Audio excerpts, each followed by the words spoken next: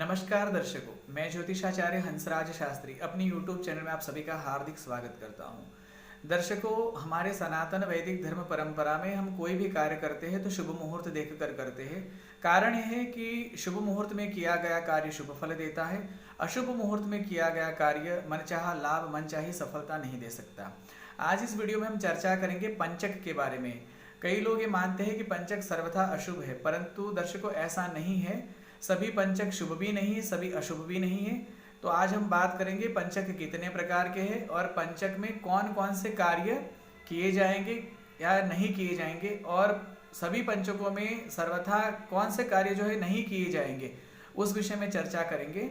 सबसे पहले ये जान ले कि जब चंद्रमा कुंभ और मीन राशि में होता है तब पंचक प्रारंभ होते। उस मीन और कुंभ और मीन राशि में जब चंद्रमा रहता है तो यहाँ 5 दिन में पंचक माने जाते हैं। अब बात करते हैं पंचक कितने प्रकार के हैं। तो रोग पंचक सबसे पहला जो रविवार से प्रारंभ होता है वो रोग पंचक है।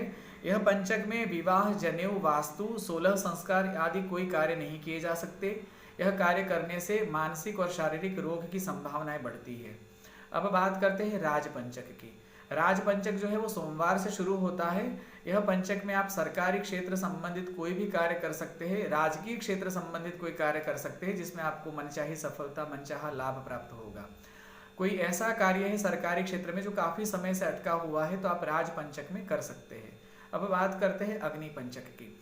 जो पंचक मंगलवार से प्रारंभ होता है वह अग्नि पंचक होता है। इसमें अग्नि का भय रहता है। यह पंचक में आप कोर्ट कचहरी विवाद, अपने हक की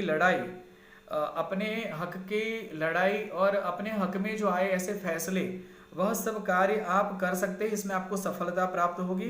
इस पंचक में कोई निर्माण कार्य नहीं कर सकते, जैसे कि मकान बनाना, फैक्ट्री बनाना, कुआं, बावड़ी, ऐसा कुछ बनाना है तो निर्माण कार्य नहीं कर सकते।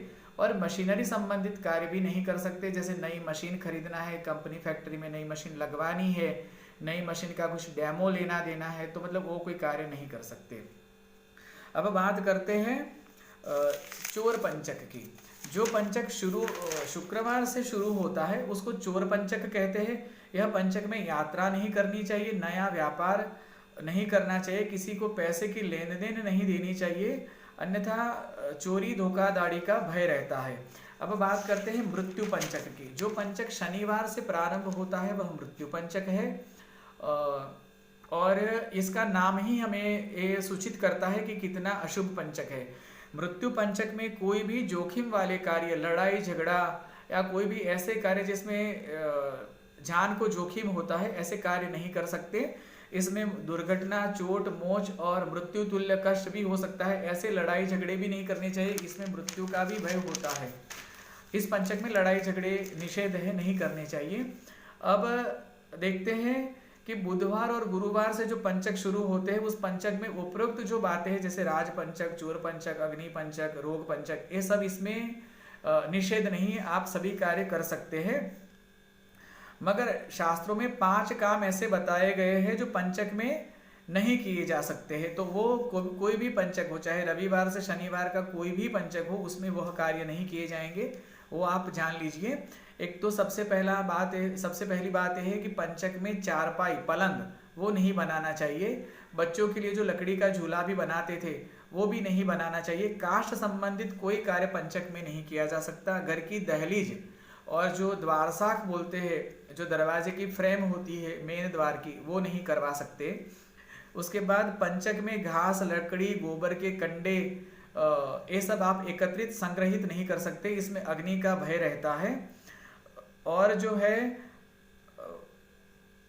पंचक में दक्षिण दिशा की यात्रा नहीं करनी चाहिए, इसमें भी यात्रा में सफलता नहीं मिलती और यात्रा में हानि नुकसान का योग बनता है। पंचक में घर की छत नहीं बनानी चाहिए, जैसे आप मकान बना रहे हो और छत बनानी है, पतरे लगवाने हैं, नलिये लगवाने हैं, कुछ भी प्रकार से छत को आच्छादित करना है तो वह कार्य पंचक में नहीं कर सकते।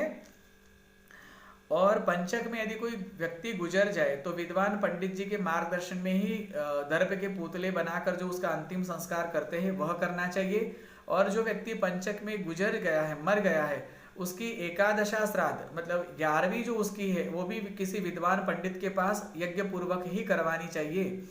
तो उसके मरने पर जो पंचक दोष लगता है वो नहीं लगता। दर्शकों, आशा करता हूँ यह वीडियो में जो जानकारी दी है आपको ज़रूर पसंद आई होगी। आप यह वीडियो को अपने प्रियजनों तक ज़रूर आगे फॉरवर्ड करिए, जिससे वो भी पंचक के शुभाशुभ जो लक्षण है उसका ज्ञान प्राप्त कर सके, उसका लाभ ले सके। और आप हमारी चैनल को लाइक सब्सक्राइब ज़रूर करें, शेयर ज़रूर करें और सब्सक्राइब अवश्य करें, जिससे हम और कोई कार्यक्रम रखेंगे हमारी चैनल पे तो आपको समय समय पर प्राप्त होते रहेंगे। जय श्री कृष्ण।